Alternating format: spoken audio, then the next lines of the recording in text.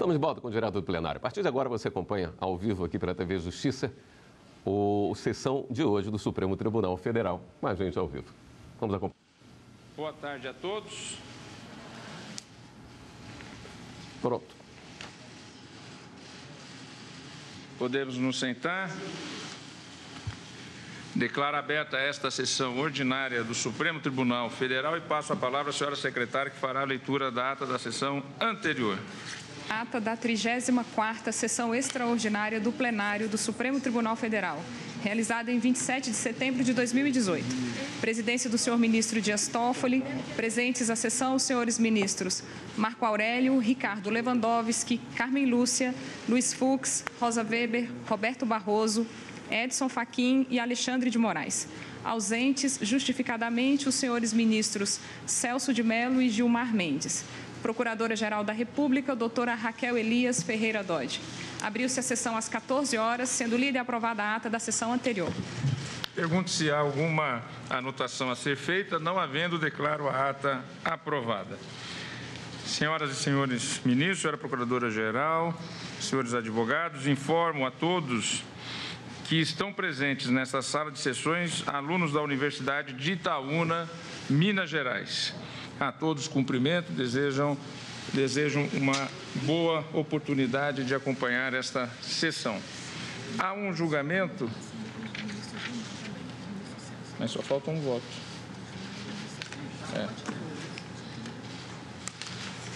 Há um processo para continuidade de julgamento em que falta um voto para modulação. Se o ministro Gilmar for votar no sentido da modulação, eu já o chamaria. Se não, eu aguardaria a presença do ministro Celso, porque teríamos que suspender. Não, eu vou acompanhar. Eu vou apregoar. Para continuidade de julgamento quanto à modulação, apregou o embargo de declaração na ação direta de inconstitucionalidade 5.617 de relatoria do ministro Edson Fachin, embargante Câmara dos Deputados e embargado Procurador-Geral da República, vários interessados e amigos curiae. O julgamento foi suspenso para colher em assentada posterior os votos dos ministros Celso de Mello e Gilmar Mendes, ausentes justificadamente na sessão anterior. Então, pergunto como vota o ministro Gilmar Mendes quanto à modulação, se Vossa Excelência acompanha a proposta do relator. Presidente, quanto à modulação, o acolhimento dos embargos, me parece que se afigura recomendável, que como consequência vai permitir que os recursos financeiros de anos anteriores, acumulados nas contas específicas de que cuidam os parágrafos 5º A e 7º do artigo 44, sejam transferidos para as contas individuais das candidatas no financiamento de suas campanhas eleitorais no pleito geral de 2018. Portanto, eu estou encaminhando o voto no sentido da proposta do eminente relator, ministro Edson Fachin. Com isso, chega-se a 8 votos, então encontra-se presente a possibilidade da modulação, não é necessário mais aguardar o último colega para a proclamação do resultado. Proclamo que modular os efeitos nos termos propostos pelo relator, o ministro relator Edson Fachin, o ministro Alexandre de Moraes, o ministro Roberto Barroso, o ministro Rosa Weber, o ministro Luiz Fux, ministra Carmen Lúcia, ministro Dias Toffoli e agora o ministro Gilmar Mendes. Rejeitava a modulação dos efeitos, mas propunha uma explicitação o ministro Ricardo Lewandowski. E votou contrário à própria deliberação da modulação, o ministro Marco Aurélio. Vejo... Eu gostaria de pedir autorização para acompanhar o eminente relator, então, Vossa Excelência, portanto, modulando. Modulando os efeitos. Agradeço a presença de Vossa Excelência e também anoto, então, que acompanhou o relator, o ministro decano Celso de Mello. A quem peço escusas por ter... Olha, imagina só. Mas é um pedido urgente que tem sido feito pelos partidos políticos e parlamentares, porque isso tem reflexo na prestação de contas partidárias e na importante promoção da maior participação das mulheres na política. Muito obrigado, senhor decano. Agora é para continuidade de julgamento. Apregou para a continuidade de julgamento aquele caso do município de São Paulo, que ao final da última sessão, ouvimos o relatório do ministro relator Edson Fachin e a sustentação oral da senhora procuradora do município de São Paulo, doutora Simone Andréa Barcelos Coutinho. Trata-se do recurso extraordinário 136.861, procedente de São Paulo, sendo recorrente Ratiro, Eguti e outro, recorrido Prefeitura Municipal de São Paulo. Trata-se do tema 366 da repercussão geral, responsabilidade civil do Estado por danos decorrentes de omissão do dever de fiscalizar comércio de fogos de artifício em residência. Após a leitura do relatório e a realização de sustentação oral, o julgamento foi suspenso. Passo, então, agora para o seu voto. A palavra ao eminente relator, ministro Luiz Edson Fachin. Senhor presidente, muito obrigado. Eminentes pares, senhora Procuradora-Geral da República, eu inicio reiterando o que Vossa Excelência, presidente, acaba de mencionar. Nesse recurso ordinário 136861, o relato já foi feito e houve a sustentação oral da ilustre procuradora, a quem cumprimento pela escorreita forma por meio da qual expôs os argumentos do município recorrido nesta demanda em que se controversa sobre matéria inequivocamente de natureza constitucional, ou seja, não se está aqui a tão somente examinar caso em que houve a explosão de uma loja que comercializava fogos de artifício. O debate aqui, à luz do parágrafo 6º do artigo 37 da Constituição Federal, diz respeito a tema cuja repercussão geral foi reconhecida e concerne o debate sobre a responsabilidade civil do Estado em circunstâncias dessa natureza. O caso concreto é que propiciou o reconhecimento da repercussão geral, enunciada a repercussão geral nesta temática sobre o número 366, ou seja, a responsabilidade civil do Estado por danos decorrentes de omissão do dever de fiscalizar comércio de fogos de artifício em área residencial.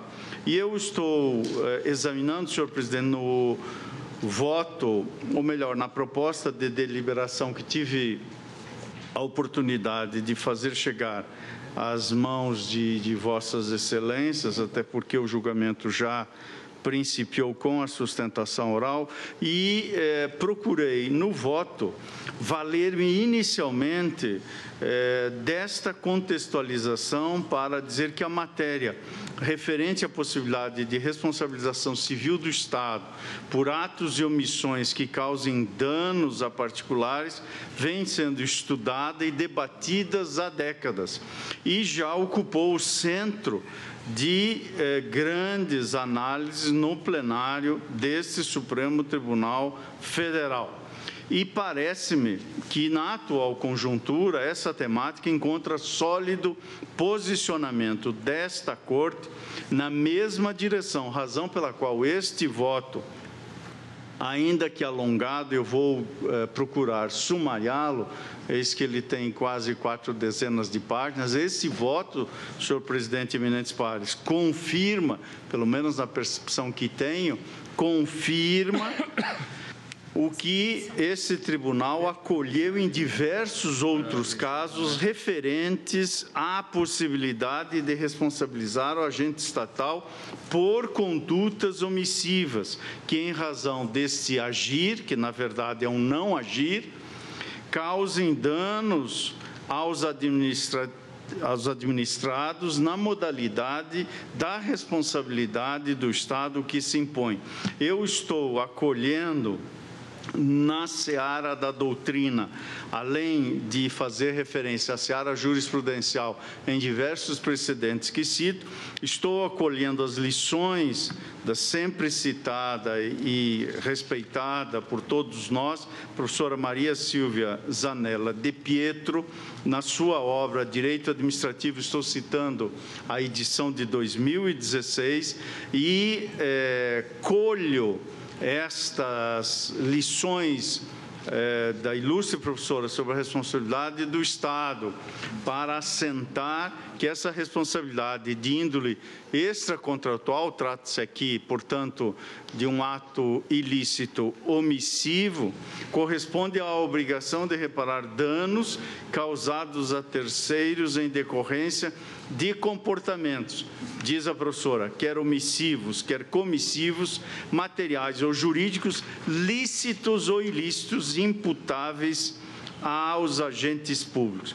Eu procuro nesse voto fazer um percurso desde o momento em que o Estado não respondia pelos seus atos de império e, obviamente, da famosa afirmação que sempre é citada nos nossos livros, desde as fontes do sistema da common law, segundo a qual the king can do not wrong, ou seja, a ideia da não responsabilidade do Estado, que tem assento, obviamente, nesta tradução não literal, que significaria, portanto, a ausência de responsabilização, até chegar às lições da responsabilidade civil contemporânea, que aqui colho do saudoso professor Caio Maio da Silva Pereira, em sua obra específica sobre a responsabilidade civil, que eu estou a citar numa edição atualizada pelo eminente professor Gustavo Tepedino,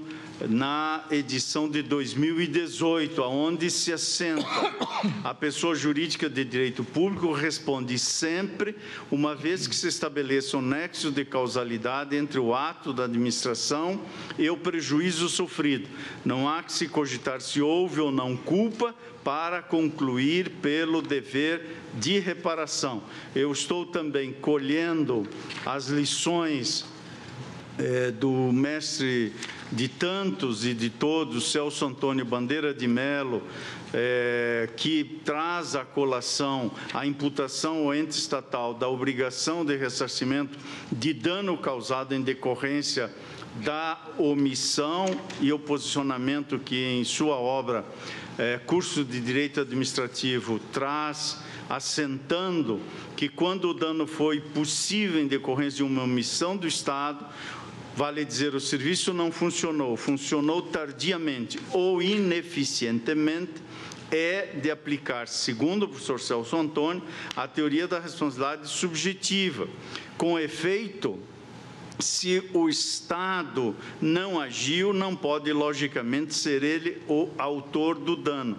Esta ordem doutrinária, portanto, traz à colação a necessidade do ofendido demonstrar a culpa do agente, a falha ou o mau funcionamento do serviço público. Portanto, numa direção um tanto diversa, que também é acolhida no Manual de Direito Administrativo do professor José dos Santos Carvalho Filho e também na Constituição Federal anotada de Wade Lamego Bulos, nesta ordem de ideias. Nada obstante essas formulações doutrinárias, há aqui nesta Corte uma compreensão que em alguns precedentes, também agasalha a responsabilidade civil das pessoas jurídicas de direito público por ato omissivo, mas desde que haja a demonstração da chamada falta do serviço, que é, na expressão original da doutrina e do direito francês, a denominada faute de service, que corresponde à noção, grosso modo, de culpa. Portanto, há precedentes nessa direção.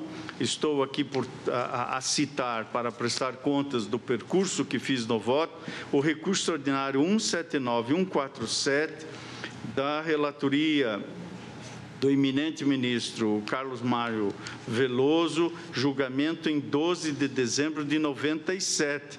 Também da relatoria de Sua Excelência, o recurso extraordinário 369-820. Eu estou a fazer essas citações para dizer que, nada obstante esta parcela da doutrina e esses precedentes, entendo que o segmento substancial da doutrina e dos precedentes que cito inclinou-se por considerar que a responsabilidade civil atribuível ao Estado, mesmo nos casos de omissão do ente estatal, também seria objetiva diante da redação contida no parágrafo 6º do artigo 37 da Constituição, que não fez qualquer decote de maneira expressa em relação às condutas omissivas da Constituição. Volto a citar o professor Caio Mário, atualizado pelo professor Gustavo Tepedino, e precedentes desse tribunal, como, por exemplo, no recurso extraordinário 109.615, que aqui cito, da relatoria de nosso eminente decano, ministro Celso de Mello, julgado já em 28 de maio de 1995. Aqui se aplicou a compreensão que principiou na teoria do risco administrativo e examinou-se aqui a responsabilidade civil do poder público, danos causados a alunos no recinto de estabelecimento oficial. E Sua Excelência, nosso decano, ministro Celso de Mello, assentou nesse recurso extraordinário, que, para ser preciso, é 28 de maio de 1996, assentou que a obrigação governamental de preservar a intangibilidade física dos alunos, enquanto esses se encontrarem no recinto do estabelecimento escolar, constitui um encargo indissociável do dever que incumbe ao Estado de dispensar proteção efetiva a todos os estudantes que se acharem sob a guarda imediata do poder público nos estabelecimentos oficiais de ensino. É um trecho que aqui menciono, como também faço referência ao precedente de relatoria do eminente ministro Luiz Fux, em sede de um agravo em recurso extraordinário 847-116, que também coloca em debate essa perspectiva.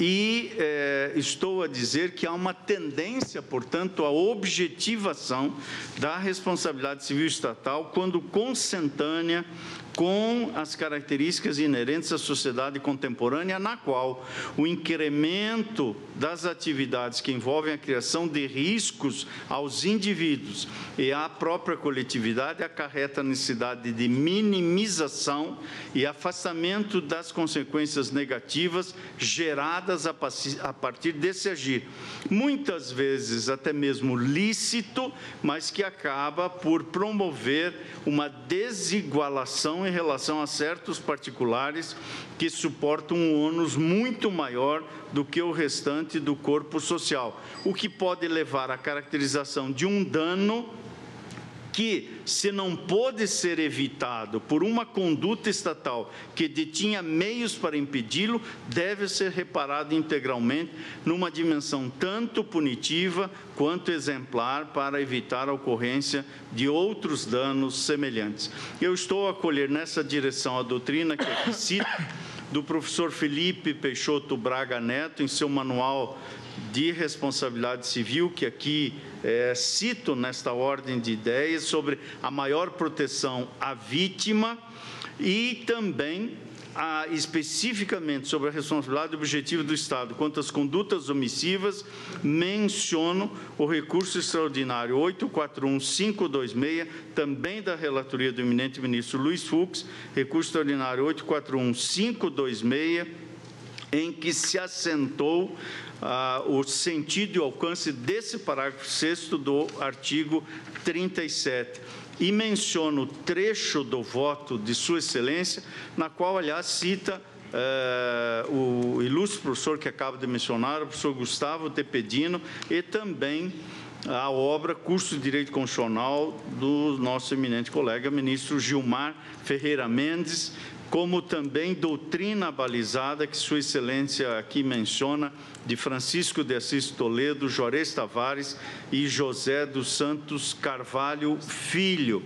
e, portanto, do trecho que cito do voto do eminente ministro Luiz Fux, eu depreendo que esta Corte acresce a aplicação da responsabilidade objetiva às condutas omissivas do Estado, a necessidade de conjugar-se a dispensabilidade da comprovação de culpa do agente ou falha do serviço à imposição de um dever legal de agir a administração. Se descumprido esse, ou seja, se não cumprido o dever legal de agir, emerge, ressuma o dever de indenizar o particular pelos danos ocasionados em decorrência da omissão estatal. Eu estou trazendo em abrigo a esta posição a citação de Sérgio Cavalieri Filho, que aqui menciono, na sua obra Programa de Responsabilidade Civil, e rememorando que, por ocasião do julgamento desse recurso extraordinário que acabo de citar, 841526, assentei que, em se tratando de responsabilidade civil extracontratual do Estado, é possível chancelar de modo consentâneo as novas funções do Instituto da Responsabilidade Civil contemporaneamente esta responsabilidade em casos de omissão. E eu estou a dizer, senhor presidente, esta construção passa também pela doutrina do professor Marçal Justen Filho, sobre a responsabilidade do Estado, artigo profundo e bem verticalizado do ilustre professor paranaense, professor Marçal Justen Filho, que trata de uma expressão interessante nessa matéria, que ele denomina de objetivação da culpa, e que se encontra nesta obra organizada pelo ilustre professor gaúcho, professor Juarez Freitas, sobre a responsabilidade civil do Estado. Portanto, eu estou a dizer, à luz desta balizada doutrina, que desloque-se a discussão, em regra, posta apenas no plano da presença do nexo causal, para um outro plano, para o plano da verificação de efetiva infração de um dever específico de diligência estatal, ou seja, a questão a ser dirimida diante da própria caracterização do dever, tendo esta relevância e primazia para as demais hipóteses da omissão estatal. Valho-me dessas lições para dizer que nas denominadas omissões específicas ou atos omissivos próprios de um dever legalmente esculpido ao agente estatal, leva-se à objetivação da própria demonstração da antijuridicidade. E aí emerge o debate sobre ser necessária ou não a exposição do nexo de causalidade entre a omissão do Estado e o dano efetivamente causado em decorrência dessa conduta omissiva.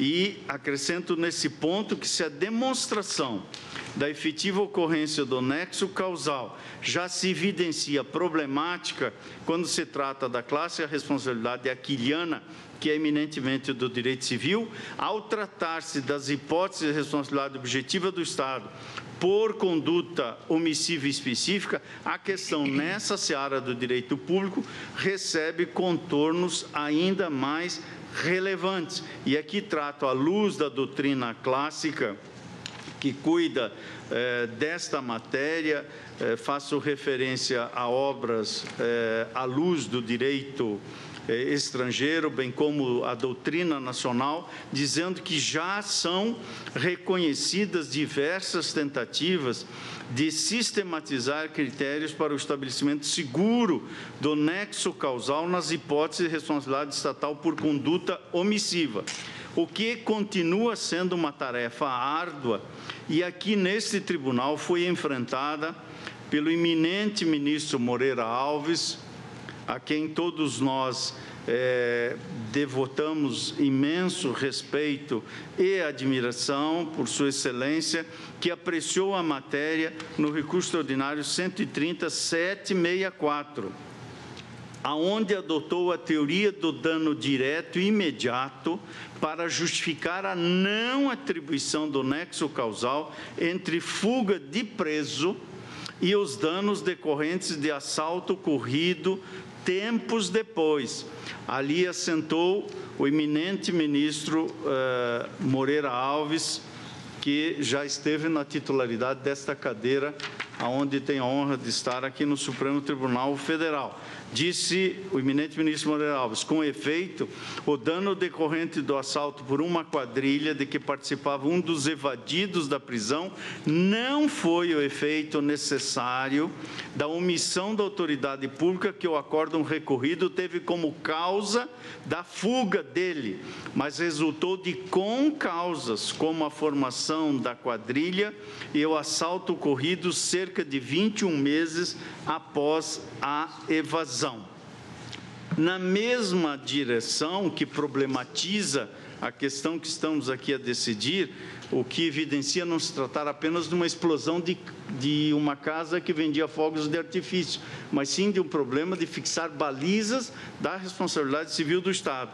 E na mesma ordem que problematiza a conclusão que eu estou a trazer à colação, está também o julgamento do recurso extraordinário 409-203, em hipótese semelhante, na qual a segunda turma, naquele caso, reconheceu a existência do nexo de causalidade e, diante desse reconhecimento, imputou a responsabilidade do Estado por danos decorrentes do mesmo fato.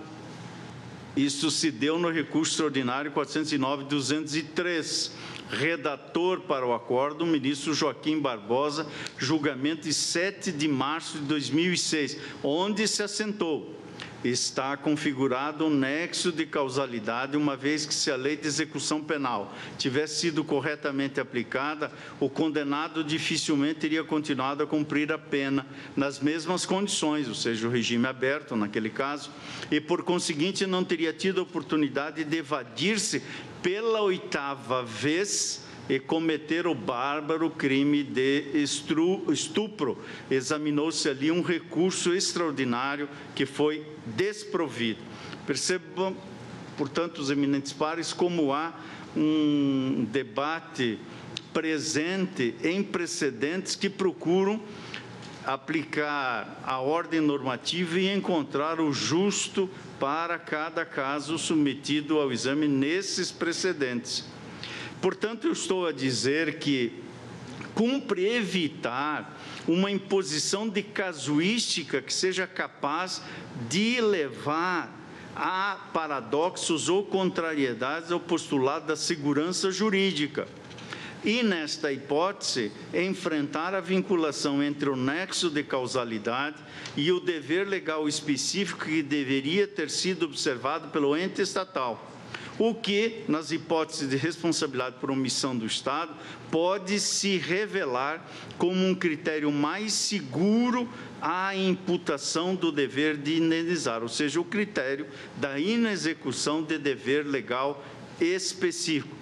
Eu estou citando doutrina, especialmente um comentário à decisão deste tribunal no recurso extraordinário 409-213, recurso extraordinário esse oriundo do Rio Grande do Sul, esse comentário de Mauro Iane de Moura, que está na Revista Trimestral de Direito Civil de 2008, aonde o ilustre professor conclui que o nexo causal é estabelecido, e comentava o julgamento nesse recurso extraordinário 409-203, é estabelecido de maneira contrafactual. Perquire-se com o cumprimento do dever de garantia, seu Estado evitaria o resultado lesivo. Por isso, com todas as vênias e alguns dos precedentes que aqui citei, eu estou assentando que a mera existência de concausas, nada obstante também a sustentação oral que tivemos aqui da ilustre procuradora nessa direção, mas eu estou assentando que a mera existência de concausas não se presta a elidir a existência de um nexo de causalidade entre a conduta omissiva estatal e o dano. seu agir do Estado, obviamente Estado lato sensu, União, Estado membro e município, nesse caso é o município, seu agir do Estado era obrigatório por decorrer, portanto, de um dever legal. Diante da existência de um agir devidamente especificado em norma, em lei, a posição do ente estatal se encontra ali definida. E se a resposta ao alegado descumprimento da norma constituírem dano a outrem, entendo que se constata, por isso, o dever de indenizar o ofendido. Eu desenvolvo essa ordem de ideias e aqui adentro especificamente na responsabilidade civil por omissão do Estado no dever de fiscalizar comércio de fogos de artifício em área residencial. E compreendo que nesta hipótese se aplicam as teses que acabam de referir. E, para isso, fundamento na percepção segundo a qual a atividade fiscalizatória é tarefa executiva típica do Estado e consiste em manifestação do poder de polícia, definido na obra sempre citada de Eli Lopes Meireles e que aqui menciono. Eu estou a dizer que, embora seja esta atividade do poder público qualificada como um agir administrativo discricionário, no sentido da eleição de oportunidade e conveniência, quanto ao momento de efetivo exercício de tal poder, tratar-se-á de competência vinculada aos termos legais.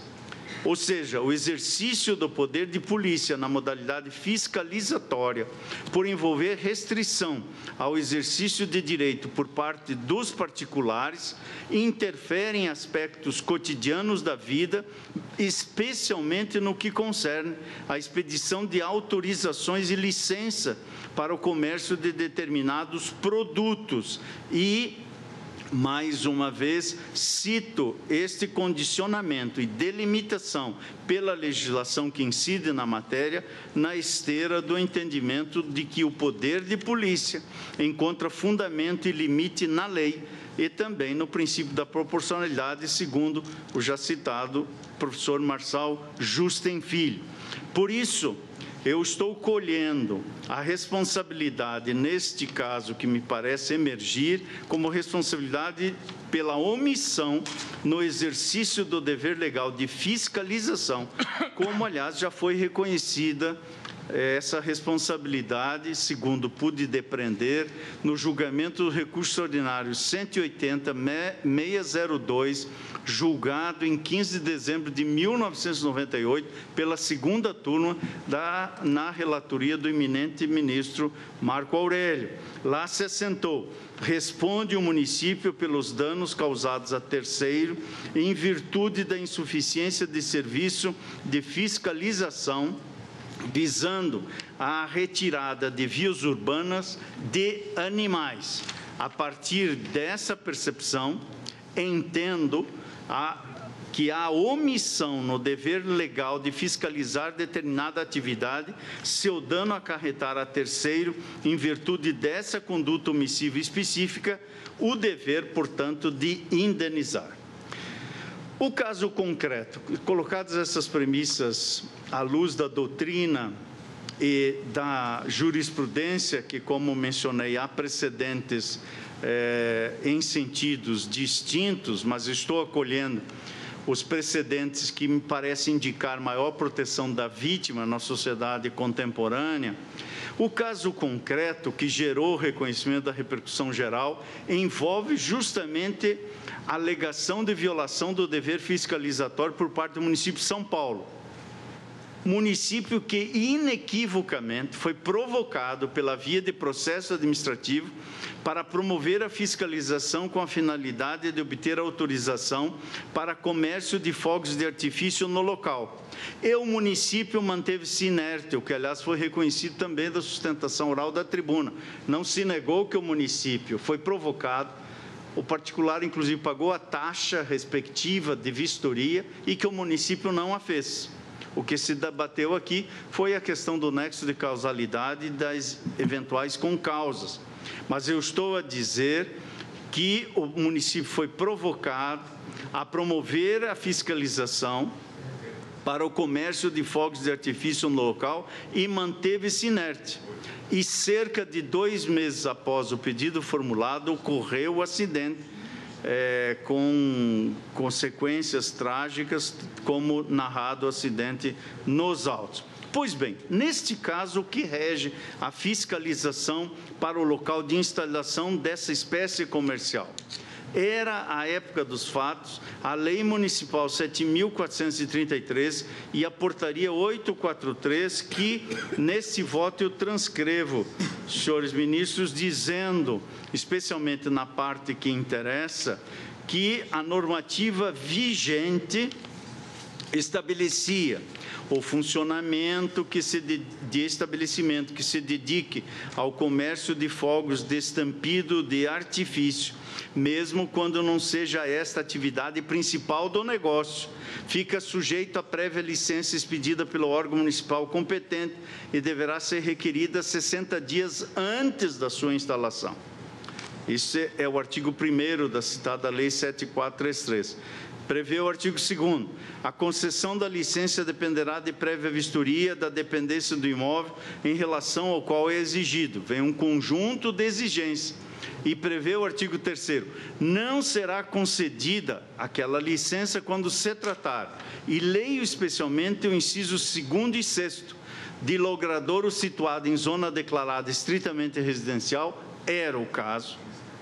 Esse é o inciso 2º desse artigo 3º, e o inciso 6º, de seção anexa em estabelecimento que comercie com materiais explosivos, inflamáveis ou combustíveis. Aqui da tribuna, a ilustre procuradora diz tratar-se do anexo, pois a lei prevê a fiscalização exatamente para o anexo. Portanto, esta ordem de ideias é reproduzida na portaria respectiva.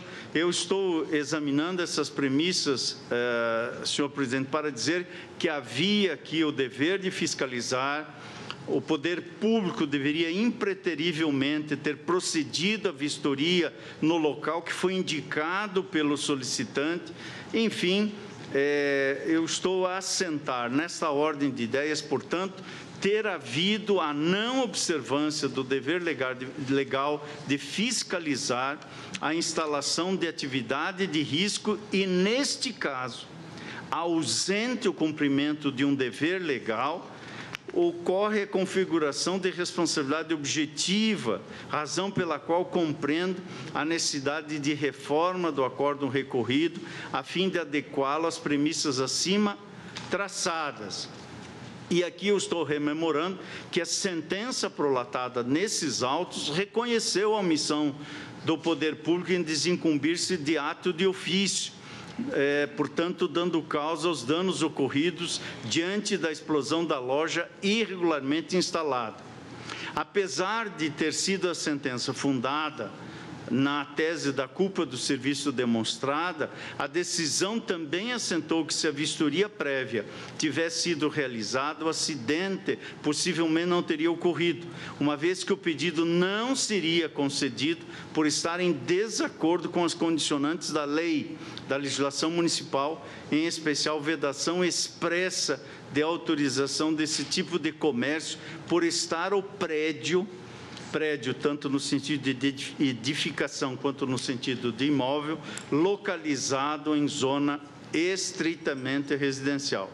A decisão de primeiro grau, nesse caso, afastou ainda a alegação de excludente de responsabilidade de culpa exclusiva de terceiro, o que foi suscitada em virtude de grande quantidade de pólvora armazenada no local, uma vez que, constatada a competência fiscalizatória do município, inclusive pela cobrança de taxa de localização e funcionamento, não seria possível elidir sua responsabilidade pela omissão na fiscalização. Também não admitiu a alegação de que o protocolo do pedido havia sido levado a efeito em um estabelecimento equivocado, mediante o fornecimento de endereço no qual constava erronia acerca do local a ser fiscalizado, pois o dever legal de fiscalização ainda se mantinha e dele não se desincumbiu o município. Isto é o que a sentença assentou, e o Tribunal de Justiça do Estado de São Paulo, a seu turno, reformou essa decisão por entender que, apesar de constatada a conduta omissiva do município, não ficou demonstrada a relação entre a omissão e os danos, ou seja, adotou esta dimensão do nexo causal a qual me referi anteriormente. O que se entendeu aqui, à luz da decisão do Tribunal Estadual, é que, como a licença não foi expedida, o estabelecimento funcionava clandestinamente, restando como únicos culpados pelo acidente os proprietários do imóvel, um deles falecidos na explosão. Tomadas as premissas que narro no voto, e aqui sumariei, já vou me encaminhando para o final, senhor presidente.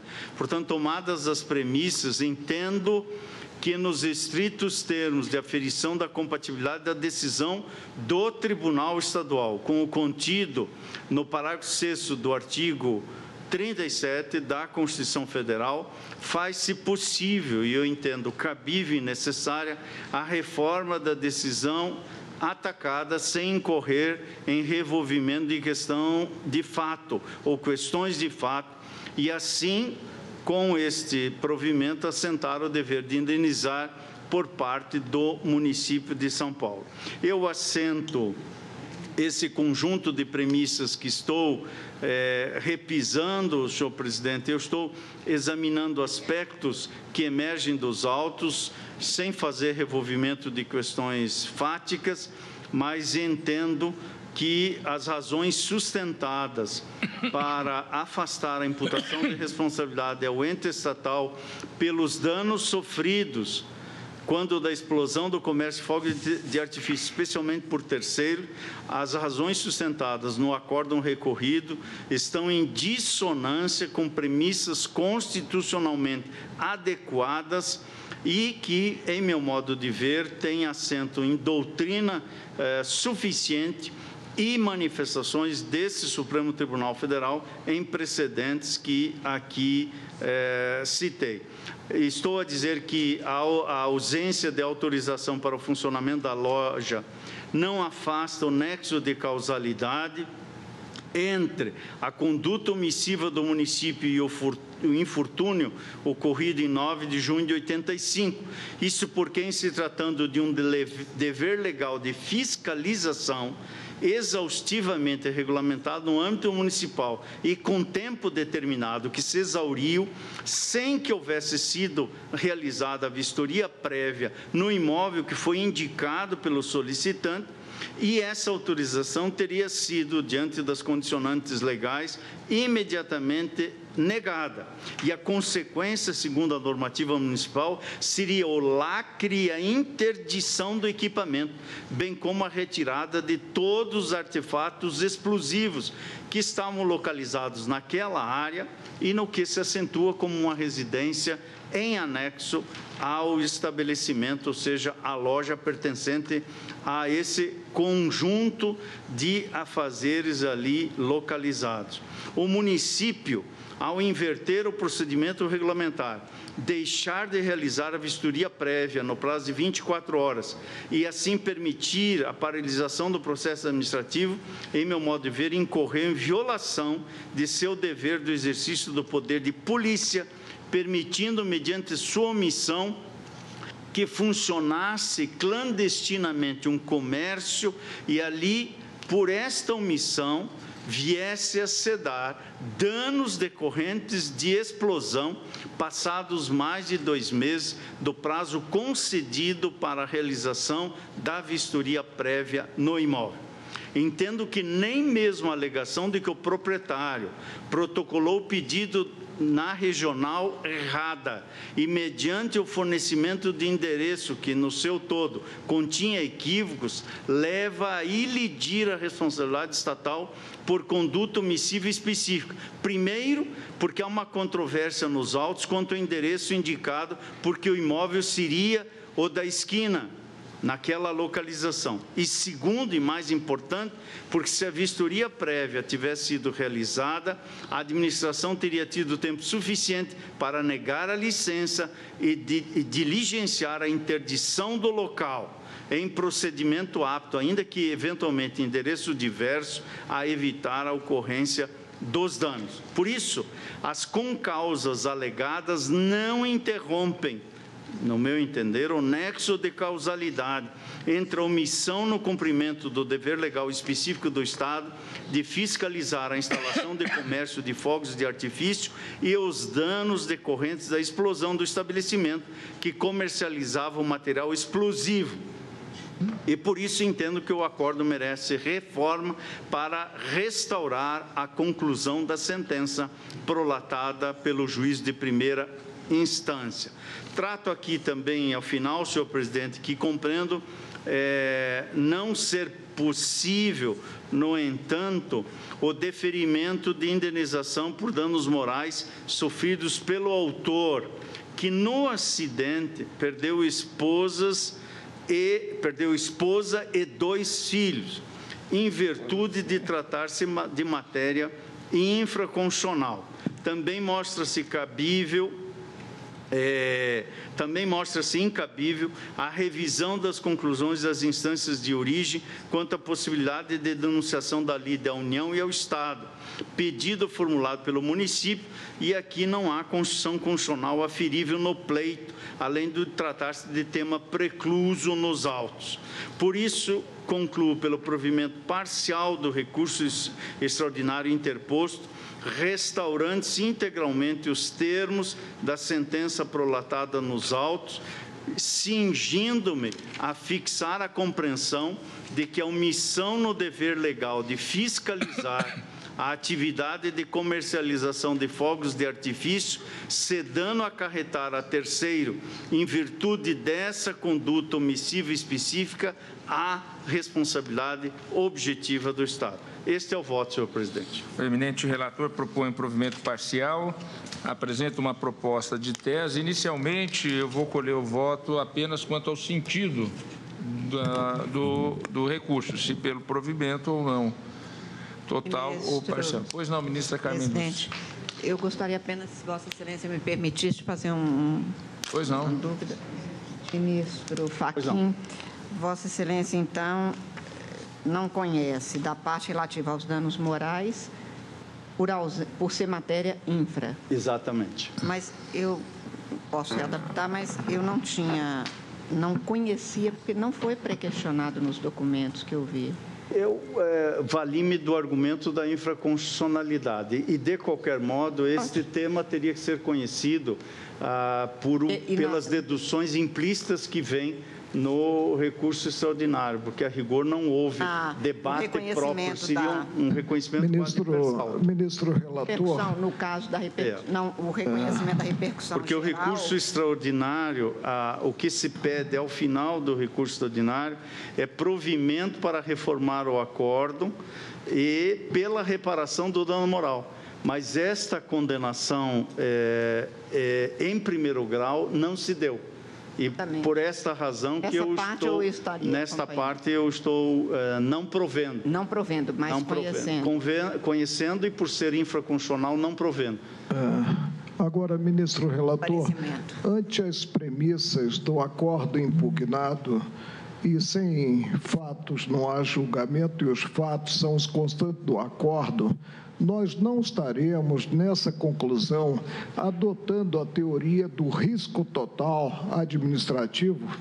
Eu estou me cingindo cirurgicamente ao caso de comércio de fogos de artifício cuja vistoria não foi realizada. Funcionamento clandestino no que aqueles que queriam tocar o comércio pediram uma licença, essa licença não foi concedida, houve exigências e antes do atendimento das exigências começaram a funcionar. Onde a responsabilidade do Estado?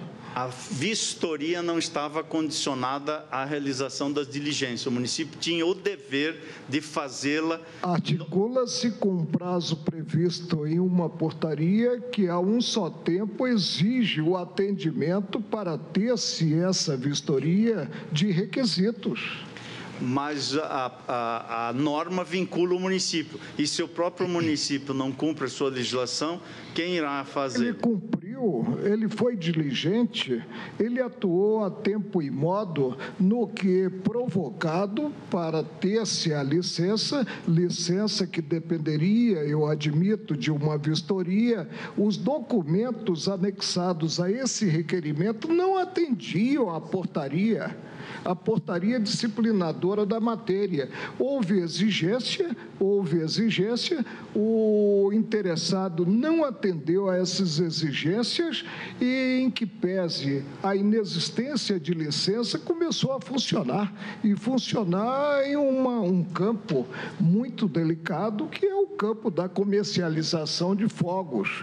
Vamos partir para o endosso da teoria, né, do risco administrativo total? Não podemos. Não houve ato comissivo do Estado, nem ato omissivo. Houve comissivo, sim, no que impôs exigências. E antes do atendimento dessas exigências, né, o estabelecimento começou a funcionar sem uma licença prévia, de forma clandestina. Eu compreendo as ponderações do ministro Marco Aurélio, mas o caminho que eu adotei aqui não foi de proteger o poder público omisso e negligente, e sim a vítima. Não, nem eu quero proteger, porque ele conta o poder público com uma doutíssima procuradora que esteve na tribuna. E que não é o caso, nós não estamos aqui nem protegendo, porque a ação é plurima, sob o ângulo ativo. Nós não estamos nem protegendo os que vieram ao judiciário, nem tampouco o município acionado. Nós estamos querendo atuar de forma equidistante. E há um tema importante a se dirimir. Ministro Alexandre de Moraes, obrigado, na presidente. Sequência para o seu voto. Bem, boa tarde, presidente, ministra Rosa, ministra Carmen, ministros, doutora Raquel. Esse tema é gravíssimo e eu, como secretário de Segurança Pública, atuei nisso porque a Polícia Civil é quem realiza a vistoria.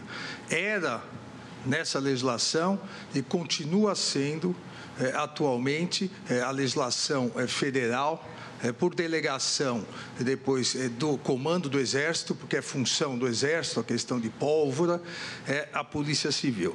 E por que já inicio dizendo isso, parabenizando o voto do ministro relator, mas já iniciando uma divergência em virtude de várias características que vou resumi-las, mas que entendo necessárias.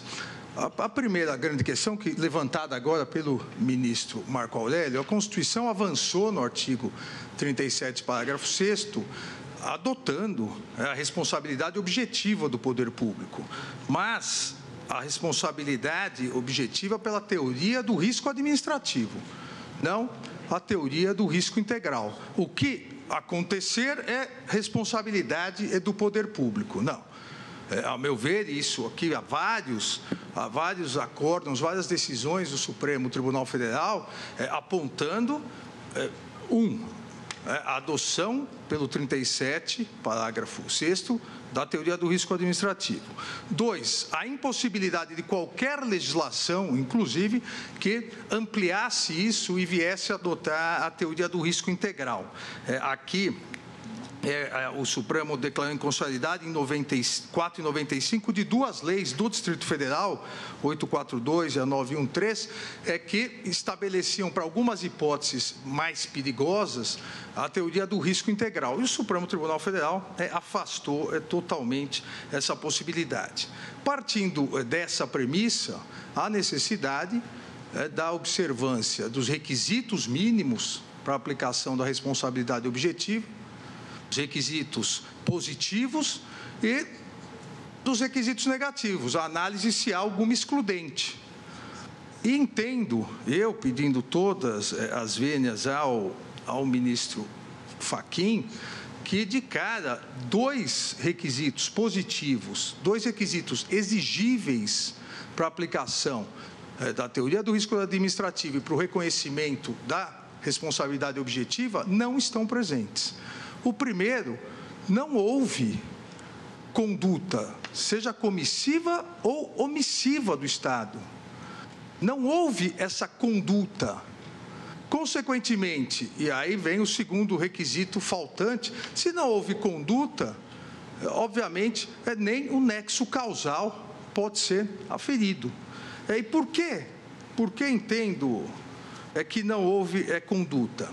A atividade realizada pelos proprietários do comércio que queriam comercializar isso, ela era absolutamente clandestina.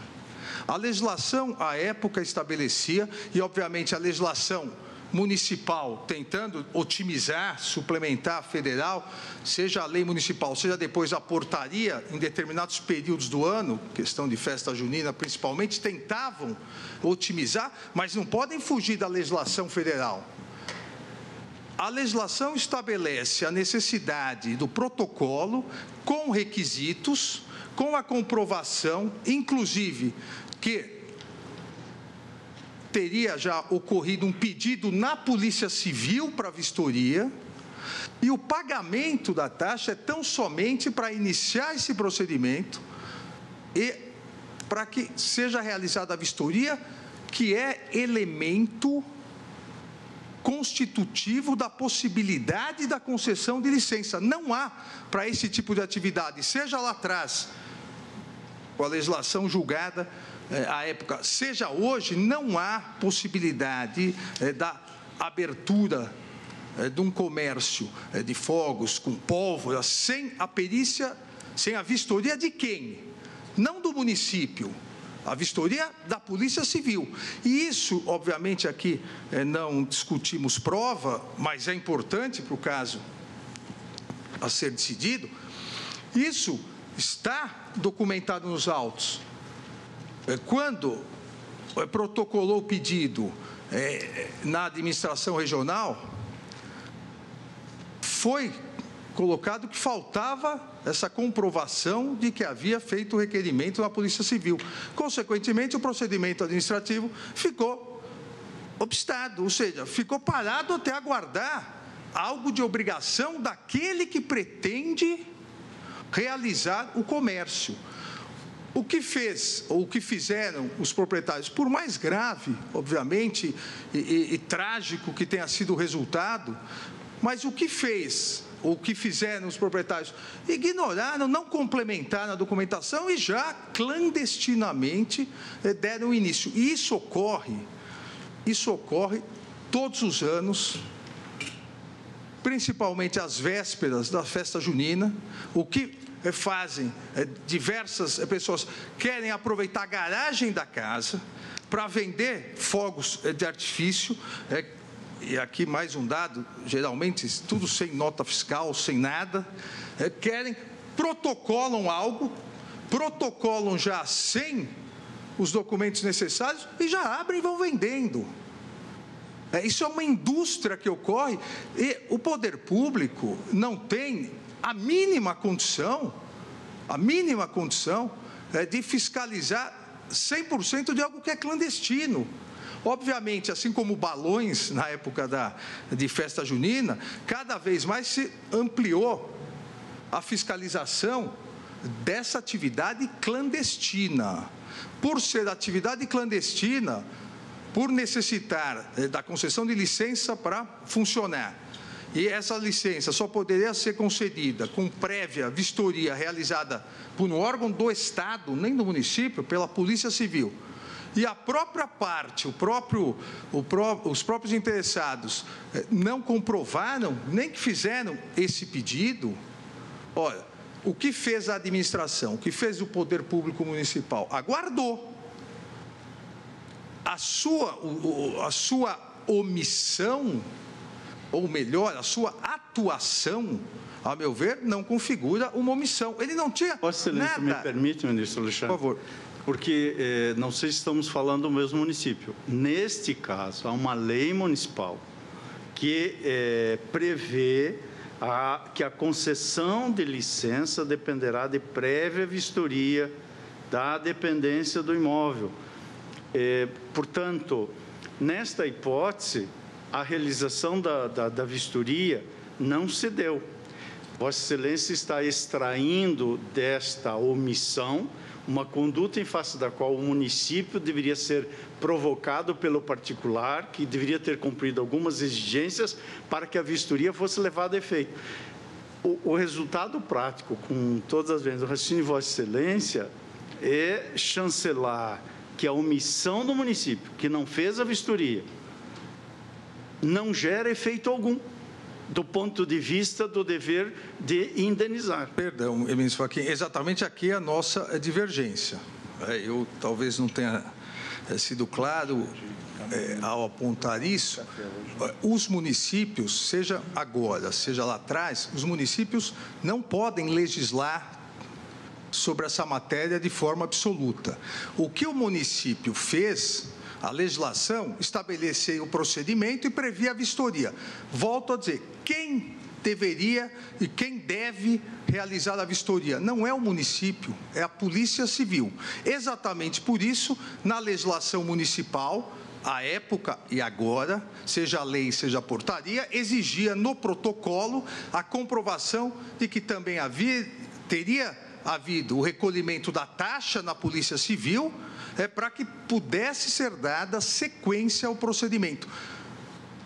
Pergunto, o município, ele poderia, mesmo que quisesse e tivesse condições, qualquer que seja o município, ele poderia mandar um funcionário dele realizar a vistoria? Não.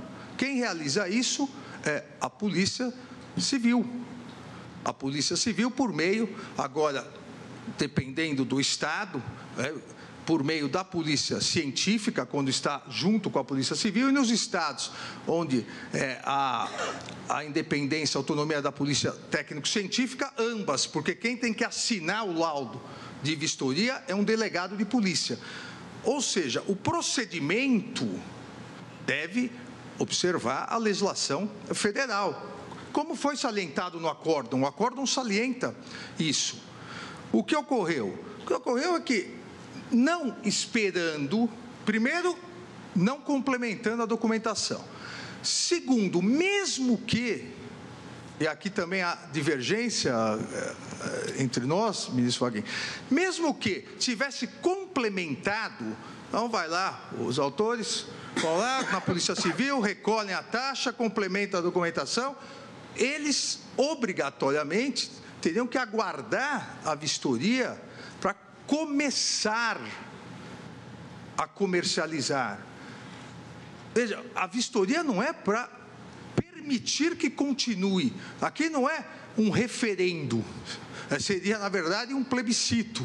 É anterior. Eu só posso abrir lá minha lojinha de fogos de artifício se eu tiver licença para isso. Não, eu posso abrir à vontade e aí vem a vistoria e fala, você não pode. Não. A premissa que nos distancia é exatamente essa. A atividade realizada pelos proprietários, pelos comerciantes, a atividade era clandestina ou lícita? Clandestina. O poder público, ele deveria ter realizado a vistoria para verificar as condições nas quais eles vendiam fogos de artifício? Não. Deveria ter realizado, após a complementação da documentação, uma vistoria para autorizar ou não que eles pudessem iniciar. Então, a meu ver aqui, pedindo todas as vênias ao ministro Fachin, já não está presente o primeiro requisito essencial para a caracterização da teoria do risco administrativo, uma conduta comissiva ou omissiva do poder público. A atuação do poder público municipal, foi o que se esperava dele, ou seja, aguarda a complementação, até porque ele que pediu, não pode começar sem essa autorização. Agora, há mais ainda. O caso aqui leva a outras questões. A questão da má-fé, além da clandestinidade, da má-fé dos próprios proprietários daquele imóvel, dos comerciantes. E essa má-fé foi reconhecida em sentença judicial num outro processo relacionado também a essa causa, mas não nesse, num outro processo onde o poder público também foi acionado, na 4ª Vara da Fazenda Pública, onde o próprio Poder Judiciário, isso consta no anexo 1, o próprio Poder Judiciário, o juiz sentenciante, chama a atenção e coloca: no local funcionava não uma simples loja clandestina de fogos de artifício, ou seja, não havia dúvida da clandestinidade, mas vai mais além, um verdadeiro depósito clandestino de pólvora, armazenado em quantidade tal que se fazia supor uma fábrica clandestina. Ou seja, além... O que, inclusive, é tipo penal, né? Exatamente. Além da clandestinidade da conduta de não aguardar o procedimento, ainda houve um desvio na utilização do imóvel, e eu diria mais, um desvio no imóvel, porque o imóvel onde depois os peritos policiais foram realizar a perícia depois da explosão, não era um imóvel contíguo, mas não era o imóvel onde se pediu a autorização. Vossa Excelência, me permite, por favor. Uma garagem de um prédio residencial. Ou seja, claramente aqui... Vossa Excelência, me permite só mais uma interrupção, pedindo por favor, pela indelicadeza. Eu não explodirei, por favor. Isso eu tenho certeza. Nosso diálogo não será bélico. O vocábulo clandestino, ministro Alexandre, supõe, portanto, que haja uma completa atividade às ocultas, às escondidas. Há atividades ocultas e escondidas quando alguém vai perante o município e pede a realização de uma vistoria? Ele chegou a pedir a autorização? A vistoria, sem sim, dúvida. Mas o que ocorre, mas antes de ter o deferimento da licença, em que pese a exigência visando observar a legislação federal, começou a funcionar. A clandestinidade... Começou a funcionar de forma clandestina. A clandestinidade aqui se refere exatamente à ilicitude. Quando se pretende, em qualquer ramo de atividade que exija autorização, licença, alvará do poder público, se nós pedimos para fazer alguma reforma em casa, uma edícula, pedimos, nós podemos começar antes da autorização? Não, é autuado como construção clandestina. Isso é a terminologia do poder público. Agora, a clandestinidade aqui não significa que se fez totalmente oculto. O poder público poderia saber. Não, a clandestinidade no tempo. O poder público teria condições razoáveis de saber que ele começaria a comercializar antes do procedimento. É impossível exigir isso do poder público, ministro Fux. Não, eu estou verificando que o foco da discussão é a repreensão ao estabelecimento que era clandestino. Mas o ministro Edson Fachin deixou no ar uma questão. Aqui não está se discutindo nada em relação à vítima, o lesado. Quer dizer, como fica a situação da vítima? Havia um prazo para o município agir, de acordo com... 24 horas. Aí é uma... Solicitação. Aí é uma outra questão também importante, a questão de prova. A lei municipal prevê 60 dias. A portaria é para tentar agilizar 24 horas, desde que já houvesse recolhimento da taxa da Polícia Civil, já houvesse agendamento por parte da Polícia Civil, ou seja, nós aqui sabemos que é absolutamente impossível exigir que o poder público, em 24 horas, realize todas as vistorias pedidas. Mas mais do que isso, a portaria e a legislação federal e municipal não autoriza, se não aparecer, pode começar e pode comercializar pólvora, explosivos. Não. São coisas diversas aqui. Uma é a legislação toda que rege o assunto, e se verificarmos, novamente, devido à vênia, se verificarmos a legislação não depende só do município, não é ele que vai realizar a vistoria, a inspeção, e outra, não há autorização para começar a comercializar à vontade. Ministro, Vossa Excelência me permite? Por favor. E pela legislação federal, a concessão da licença pressupõe o crivo, nesse campo, da Polícia Civil. Exatamente. Inclusive por delegação, como eu disse, do Exército. Aí o município fez as exigências. Esse crivo da Polícia Civil e a comprovação do pagamento da taxa. Exato.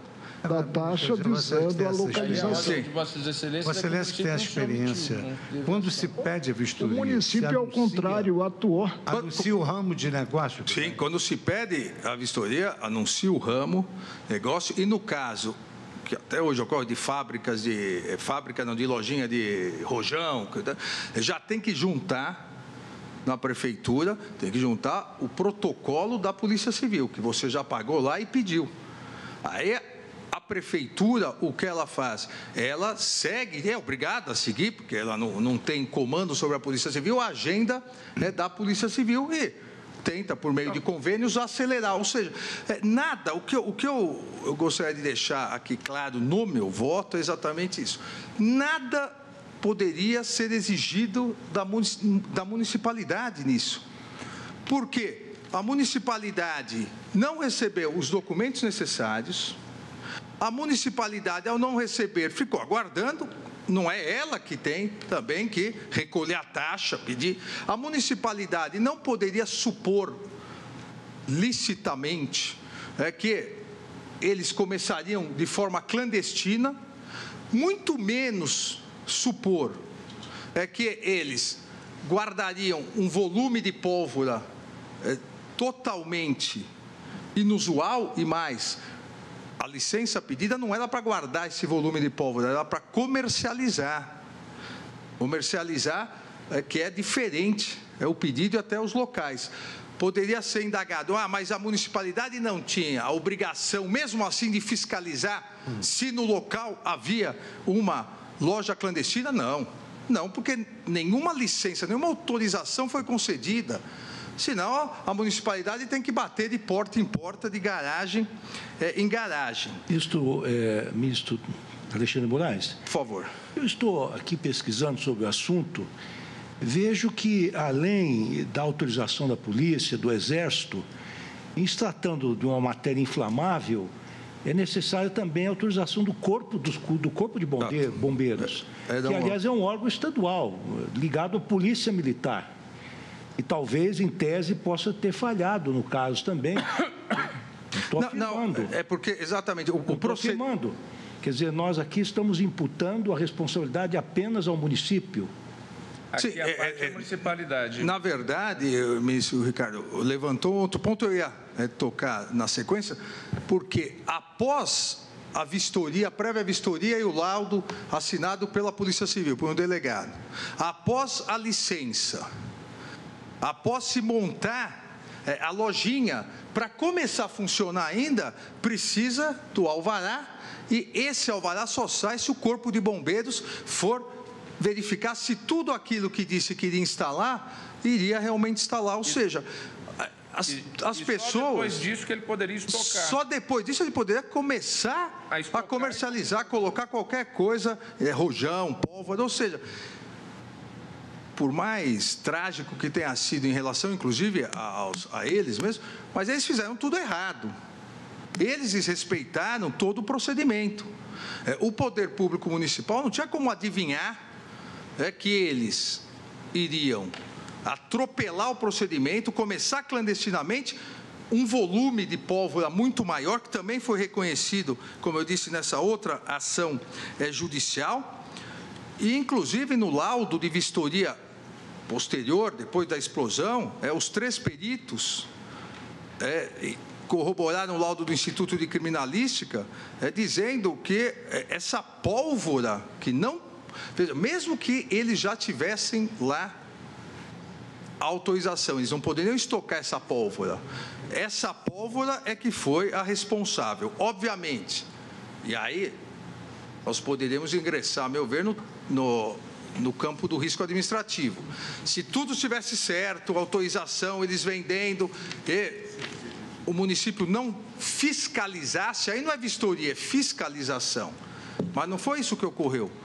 Para todos os efeitos legais e jurídicos, naquela garagem, ou aquela garagem, era simplesmente uma garagem. Eles queriam transformar aquela garagem em uma loja. Não passaram do primeiro filtro, ou seja, o protocolo na prefeitura com todos os elementos necessários. E mesmo assim, ignorando a legislação, deram sequência ao comércio clandestino. Ora, não me parece aqui, com todo respeito, que haja qualquer omissão do poder público. O poder público fez o que era de se esperar ele, aguardar que se complemente. Entendo também, novamente pedindo vênia ao ministro Fachin, que os precedentes que Sua Excelência citou são precedentes que não se aplicam ao presente caso, exatamente porque falta, a meu ver, essa premissa de que houve omissão. O precedente citado da questão do dano causado ao aluno por outro aluno, de palavra do nosso decano, o ministro Celso de Mello, esse precedente cita expressamente, dentro dos elementos, abre aspas, os elementos que compõem a estrutura e delineiam o perfil da responsabilidade civil objetiva do poder público, compreendem, e coloca lá a linha B, a causalidade material entre o evento tsunami e o comportamento positivo ou negativo do agente público. Não houve comportamento positivo ou negativo do poder público que causasse o dano. O poder público estava seguindo o procedimento. Quem não seguiu foram os responsáveis pelo acidente. Da mesma forma, o precedente citado de Lavra, do eminente ministro Luiz Fux, da mesma forma, o ministro Luiz Fux cita no seu precedente a adoção da teoria do risco administrativo e coloca, para a imputação da responsabilidade à administração pública, se faz necessário comprovar que houve uma omissão específica, ou seja, que tenha sido a ausência da atuação do Estado que criou a situação propícia para a produção do dano, quando tinha o dever de impedir sua ocorrência. Ora, teríamos ausência de atuação do Estado aqui, a criadora do dano não autorizou, não deu licença, não sabia que ele ia começar. Olha, grave teria sido, e aí sim a municipalidade, a meu ver, poderia ser responsabilizada, se tivesse dado a licença sem prévia vistoria, se não tivesse exigido a complementação dos requisitos, atuou na estrita legalidade e não poderia supor, do ponto de vista jurídico e legal, não poderia supor que não iriam aguardar e já iriam começar a comercializar. Dessa forma, com todo o respeito aqui à posição do ministro Edson Fachin, entendo que não estão presentes os requisitos necessários, objetivos da teoria do risco administrativo. Incide, além disso, a culpa exclusiva deles próprios, porque não respeitaram a necessária licença, guardar a necessária licença e estocaram pólvora que não poderiam estocar. Então, além da não presença dos requisitos positivos, incide também um requisito negativo, sob pena de estarmos adotando a teoria do risco integral. O que acontecer é culpa do Estado. Então, o Estado deve indenizar. Então, pedindo vênia à Sua Excelência, eu voto pelo improvimento do recurso. Aberta a divergência, bem debatido o tema. Como costuma dizer o ministro Luiz Roberto Barroso, não há causa fácil. Eu confesso que quando apregoei o caso e verifiquei o tema, pensei que seria rapidamente julgado, mas realmente o direito é muito rico. Luiz Roberto Barroso com a palavra. Me lembrou o comentário de Vossa Excelência, quando eu comecei a estagiar, eu lia a inicial e dizia, isso aqui não tem resposta. e depois você lê a contestação e diz, evidentemente, não tem direito nenhum. Portanto, a gente vai... E aqui, presidente, acontece... Essa é a segunda vez que me acontece em pouco tempo. Eu estou de acordo com o relator e estou de acordo com a divergência. E aqui vou procurar expor muito brevemente as minhas razões. O sistema de responsabilidade civil, ele se funda tradicionalmente em 3 elementos, além do dano, evidentemente, que é a conduta, a culpa e o nexo causal, como, aliás, já discorreu o eminente relator. Essa é a responsabilidade civil tradicional e subjetiva na qual se exige culpa. No direito constitucional brasileiro, desde antes da Constituição de 88, se pratica, todavia, em relação ao Estado, com base na teoria do risco administrativo, uma modalidade diversa de responsabilização, que é a responsabilidade objetiva, que é um tipo de responsabilidade que independe da demonstração da existência de culpa. E, portanto, no modelo de responsabilidade objetiva que se aplica ao Estado, nos seus 3 níveis, aqui a hipótese é do município, para caracterizar a responsabilidade, basta a existência do dano e do nexo de causalidade.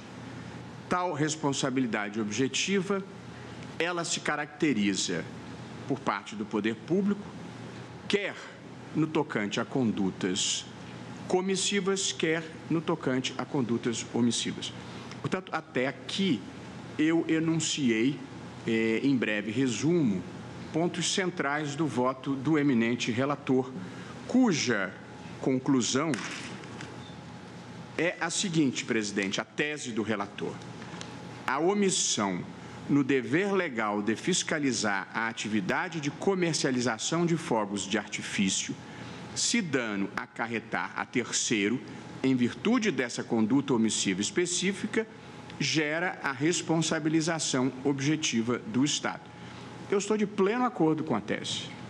Acho que a conduta omissiva do Estado que produza dano gera a responsabilidade e, na modalidade, responsabilidade objetiva. Essa tese está tão bem produzida que ela se encaixaria e serviria para o voto do ministro Alexandre de Moraes, e vejo que Sua Excelência assente nesse sentido. São os critérios específicos do caso concreto que talvez estejam trazendo alguma...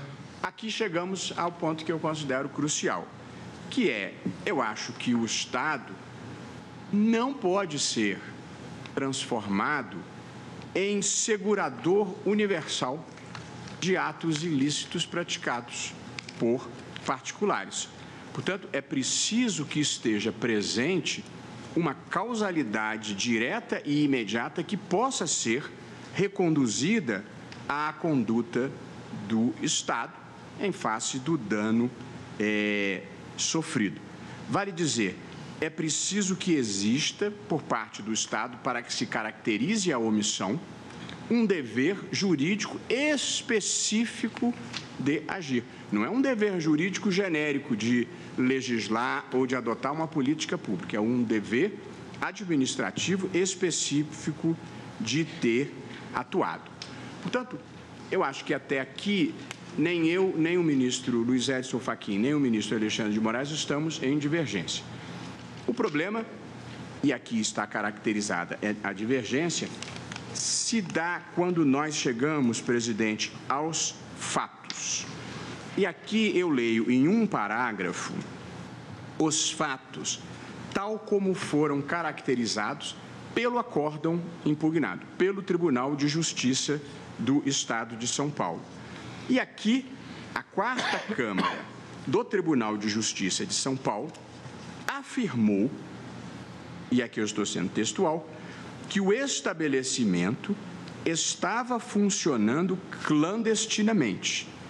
Isso disse o tribunal, já que, prossegue o tribunal, sem a licença do município, nos termos da lei municipal número tal, e sem o alvará da Polícia Civil, nos termos do artigo 10 do decreto tal, estava funcionando. Portanto, funcionava clandestinamente porque não tinha nem a licença do município nem o alvará da Polícia Civil. Afirmou ainda o acórdão do Tribunal de Justiça de São Paulo que a portaria número tal estabelecia o prazo de 24 horas para a realização de vistoria prévia. O que já me parece, numa cidade como São Paulo, a previsão de que em 24 horas você possa fazer uma vistoria já é algo que se situa na contrafactualidade, assim, dificilmente. Mas, diz o acórdão, também se exigia, além da vistoria, a comprovação do pedido de autorização à Polícia Civil, o que, segundo o acórdão, não foi feito. Aduziu, por fim, o acórdão que o processo administrativo somente não prosseguiu da forma adequada porque os interessados foram instados a comprovar o pagamento da taxa de licença para a localização e a apresentar o alvará de funcionamento da Polícia Civil e não cumpriu nenhuma dessas duas exigências. E aqui, presidente, eu penso que se o município tivesse concedido a licença sem vistoria ou tivesse concedido a licença num bairro residencial, num lugar inadequado, aí sim eu não teria dúvida quanto à sua responsabilidade. Agora, veja, Vossa Excelência, eu fui ver as datas. O pedido de licença de funcionamento foi protocolado no dia 28 de março de 1985. No dia 4 de abril, portanto, num prazo razoável, a administração exigiu documentos que estavam faltando. Esses documentos não foram apresentados. E em 9 de junho de 1985, ocorreu a explosão. Portanto, eu considero que está correta a qualificação feita pelo Tribunal de Justiça de São Paulo de que a atividade era clandestina. Portanto, houve um pedido de alvará, estava incompleto porque faltava a vistoria da Polícia Civil, não foi adimplida esta parte da obrigação por conta do requerente e, mesmo assim, ele iniciou o funcionamento e ocorreu a fatalidade. Portanto, trágico como seja, presidente, eu acho que, na verdade, o que ocorreu foi uma fatalidade causada por irresponsabilidade do particular, sem que se consiga estabelecer um nexo de causalidade com um ato do poder público. Por essa razão, presidente, é que, embora eu esteja de acordo com a tese jurídica do ministro Fachin, eu estou em desacordo com a sua incidência sobre este quadro fático que eu acabo de relatar.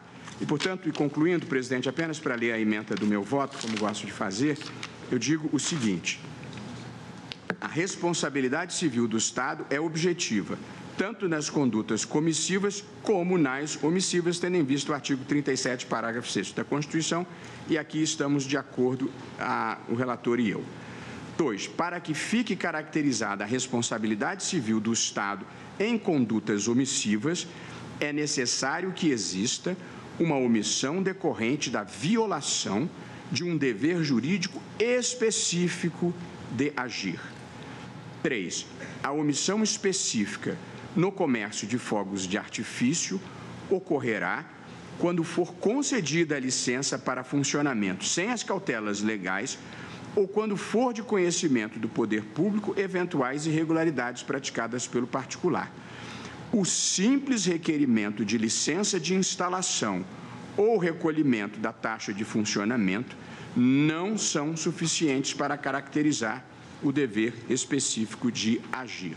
Portanto, eu estou desprovendo o recurso extraordinário com a afirmação, se chegar, da seguinte tese, e aqui concluo, presidente: para que fique caracterizada a responsabilidade civil do Estado por danos decorrentes do comércio de fogos de artifício, é necessário que exista a violação de um dever jurídico específico de agir, que ocorrerá quando for concedida a licença para funcionamento sem as cautelas legais ou quando for de conhecimento do poder público eventuais irregularidades praticadas pelo particular. Pedindo todas as vênias, portanto, ao eminente relator, eu estou aqui acompanhando a divergência iniciada pelo ministro Alexandre de Moraes. Isso, presidente, só uma consideração. Eu não apresentei a tese porque Vossa Excelência disse que iria fracionar o julgamento, dependendo do resultado, também apresentaria. Porque aí, dependendo do resultado, a tese a ser fixada vai ficar ainda com o relator ou alterar para eventual divergência. Ministro Luiz Fux, como vota Vossa Excelência? Senhor presidente, a Igreja Corte, ilustre representante do Ministério Público, senhores advogados.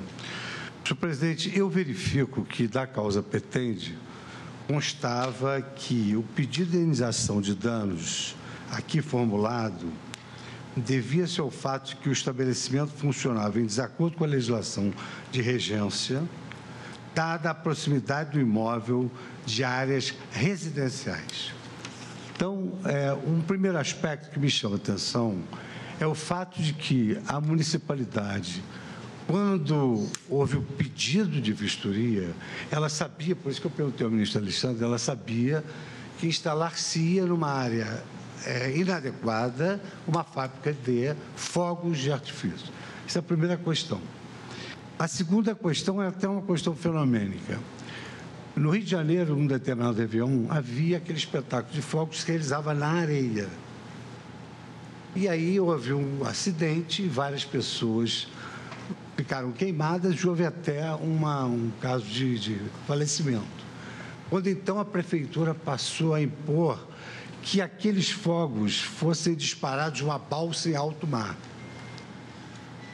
Há muitos anos atrás, quando eu tive a oportunidade de levar meus filhos pequenos, que agora já têm 40 anos, à Disney, eu verifiquei que aquele espetáculo de fogos realizava-se no centro do lago e que era uma determinação da Prefeitura de Orlando. Então, no meu modo de ver, em primeiro lugar, a responsabilidade da municipalidade ela está exatamente em permitir que uma atividade de alta periculosidade se realizasse numa área próxima a residências. E isso era de ciência dela, porque eu tive o esclarecimento de que foi formulado o pedido de vistoria para a instalação desse tipo de negócio em área residencial. E ainda, não importa, e ainda... há a causa petente no sentido de que aquilo só ocorreu porque aquela fábrica, aquela loja de fogos estava próxima à área residencial. Essa é uma questão. Ministro Fux, permite só não de uma parte. Assim, mudar minha opinião jurídica, né? Formal, uma questão fática. Uma parte. Permite ou não? Permito dois. Então, né? A questão é o seguinte, a municipalidade, o Estado, a União, a hora que protocola e pede complementação de documento, ela não sabe qual é o local, ela não é obrigada a verificar perante a ausência qual é o local, porque aí já é análise exatamente dos requisitos, só essa questão. Pois bem, então essa minha percepção era um primeiro lugar. Em segundo lugar, eu verifico o seguinte, a ação é uma ação proposta por uma vítima que teve, a esposa veio a óbito em razão do acidente e outros parentes atingidos. Então, aqui nós estamos discutindo se a fábrica era clandestina ou não era clandestina e a situação da vítima em si ficou completamente alátere. E, com a devida vênia dos que entendem o contrário, eu entendo que houve uma grande modificação de paradigma no direito civil. E o professor Gustavo Tepedino destaca isso, que tendo em vista os princípios da solidariedade, da edificação de uma sociedade justa e solidária, em primeiro lugar tem que se olhar a questão da vítima e depois ver efetivamente quem é que vai reembolsar. E, em princípio, em razão dessa questão axiológica da Constituição Federal, Nós não podemos aqui fazer nenhuma distinção entre atos comissivos ou atos omissivos. Eu não vejo nenhuma menção na Constituição Federal a essa distinção. O que diz a Constituição Federal? As pessoas jurídicas de direito público, que é o caso aqui, responderão pelos danos que seus agentes dessa qualidade causarem a terceiros. Ministro Fux, é porque a divergência não é quanto à responsabilidade por ato omissivo ou comissivo. Nisso estamos todos de acordo. A divergência é sobre o nexo de causalidade. Pois é. Então, no meu modo de ver, e citando aqui vários precedentes, eu entendo que, uma vez realizado o pedido de vistoria e verificada a instalação de uma loja de fogos e artifícios em área residencial, houve, no meu modo de ver, uma omissão que por si só caracteriza uma negligência e a fortiori o elemento subjetivo da culpa de não ter impedido que ali se instalasse essa loja de fogos e artifícios. Se tivesse havido essa atuação imediata da municipalidade, certamente não teria ocorrido o acidente.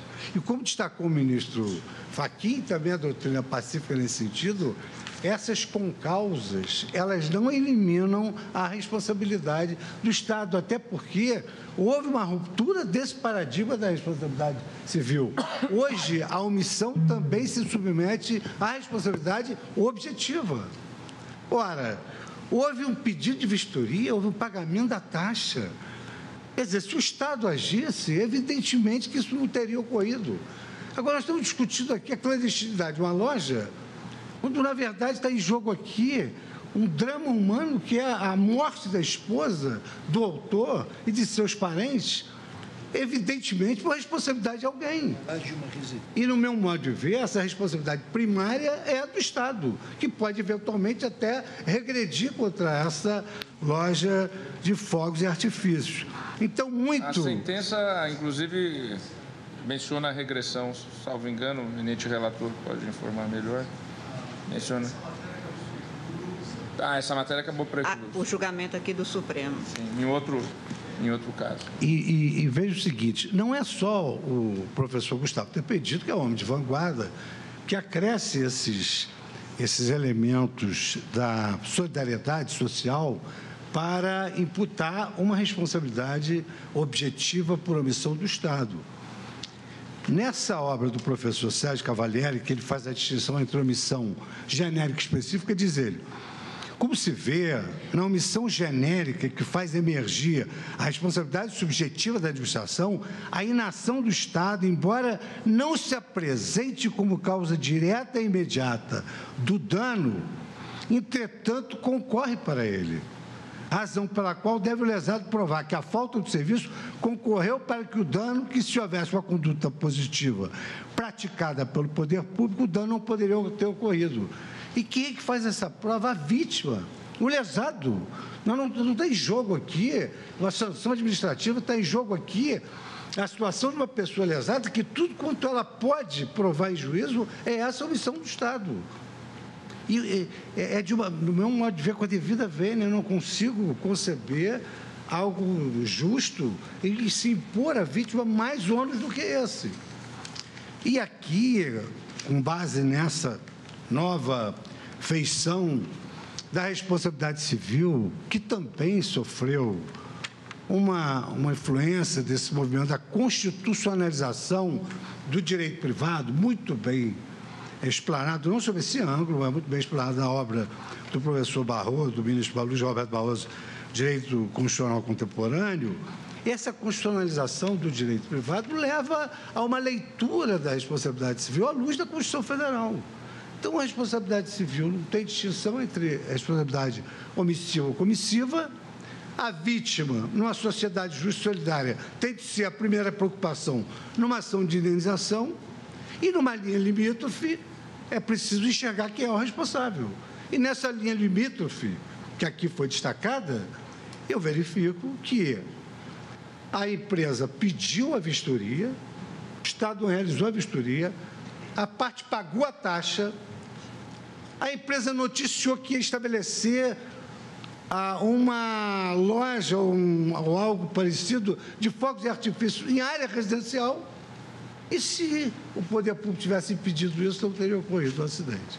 Então, cito aqui também, eu vou juntar votos, cito a doutrina de Maurice Uriu e vou acompanhar integralmente, com a devida vênia, meus colegas que me antecederam, acompanhar o voto do ministro Edson Fachin. Edson Fachin.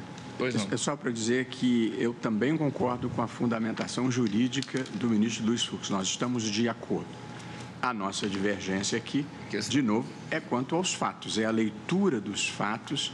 Eu entendo, e o ministro Alexandre também, que o protocolo do pedido de alvará, sem que tenha tido uma resposta, sendo que a administração, em 5 dias, fez exigências de novos documentos, inclusive a vistoria da Polícia Civil, eu entendo que isto não caracteriza omissão da administração. Portanto, tudo que o ministro Luiz Fux falou, eu concordo.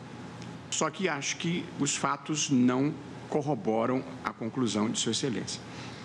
Antes de passar a palavra à ministra Carmen Lúcia, eu justifico que se retirou da sessão e me encaminhou uma comunicação à presidente do Tribunal Superior Eleitoral, ministra Rosa Weber, em razão de urgentes compromissos que ela tem no Tribunal Superior Eleitoral, ela precisou se retirar. Perfeitamente justificáveis. Passa a palavra à ministra Carmen Lúcia para o seu voto. Presidente, tal como afirmou o ministro Barroso, estamos todos de acordo quanto à fundamentação, inclusive o que o ministro Alexandre de Moraes tão bem expôs também.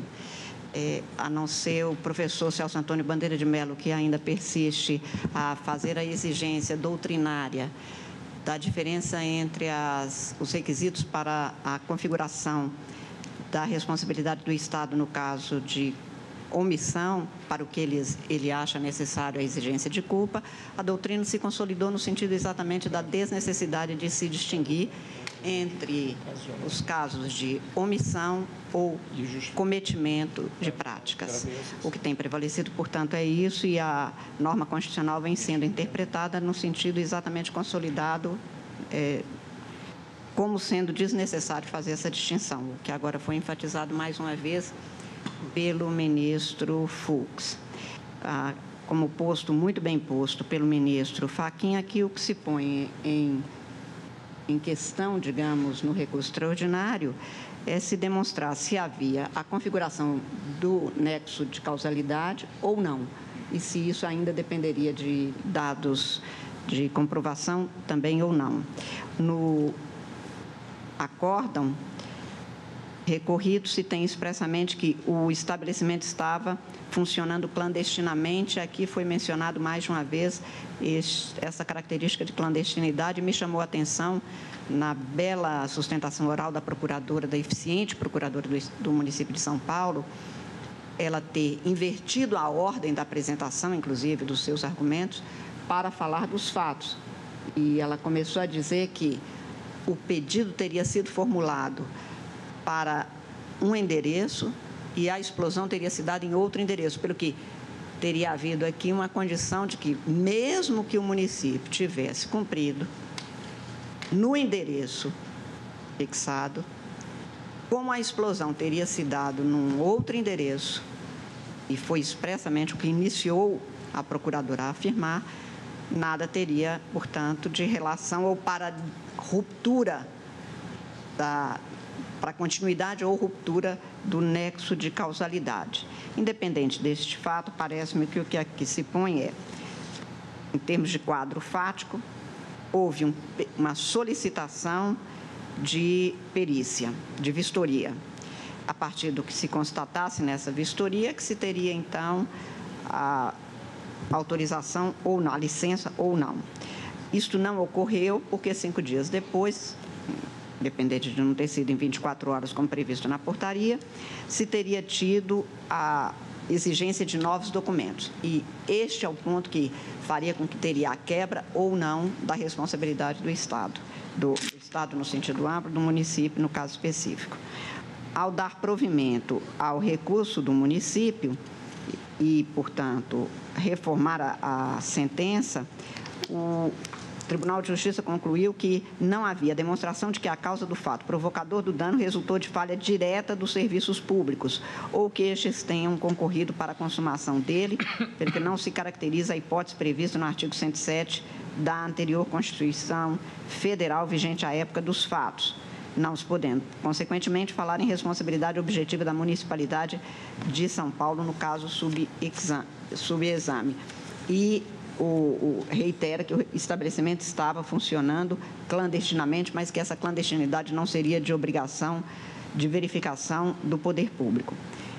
Presidente, eu, com toda a análise que fiz do caso e com a teoria da responsabilidade do Estado que prevalece no Brasil, e não é a teoria do risco integral, é a teoria da responsabilidade objetiva administrativa, portanto, tenho para mim todas as vênias e assentando que as ponderações, especialmente do ministro Alexandre de Moraes, me parecem extremamente pertinentes, mas estou votando no sentido de acompanhar o ministro relator por considerar que o contexto demonstra, independente da verificação ou de revolvimento de provas, que houve um quadro fático e administrativo a demonstrar exatamente que o município foi acionado, sabia, portanto, de que ali estava uma instalação do que seria um comércio de fogos de artifício, da leitura que se faz, parece que era quase um paiol de pólvora aquilo ali, portanto, pronto a explodir,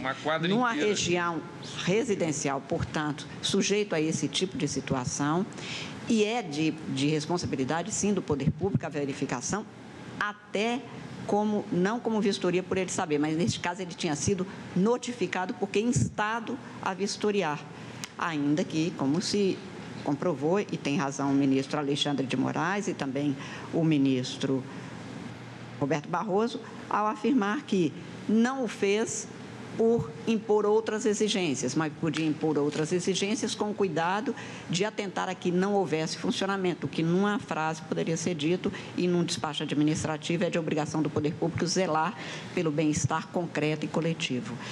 Eu faço juntada de voto e, como disse, e fazendo minhas as palavras do ministro Barroso, de que estamos de acordo quanto ao quadro jurídico. O que estamos a discutir é a compreensão de cada um quanto aos fatos a caracterizarem ou não do que se tem, que se pode avaliar num recurso extraordinário, a conexão que não teria sido rompida neste quadro de nexo comprovado, tal como concluiu o ministro relator. Essa é a razão pela qual, reiterando as minhas desculpas por não acompanhar a divergência na sua conclusão, estou votando no sentido de acompanhar o ministro relator e faria a juntada de voto, agradecendo a atenção.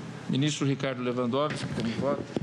Senhor presidente, a autorização de funcionamento de qualquer estabelecimento constitui um ato complexo, com a interveniência de vários órgãos. Houve o início do pedido de funcionamento, mas antes de que este iter se completasse, esta casa de fogos se instalou clandestinamente e, portanto, sem conhecimento da Prefeitura. Nessas circunstâncias, com a devida vênia e seguindo a argumentação iniciada pelo ministro Alexandre de Moraes, que abriu a divergência, penso que não há como imputar-se à Prefeitura, à municipalidade, a responsabilidade.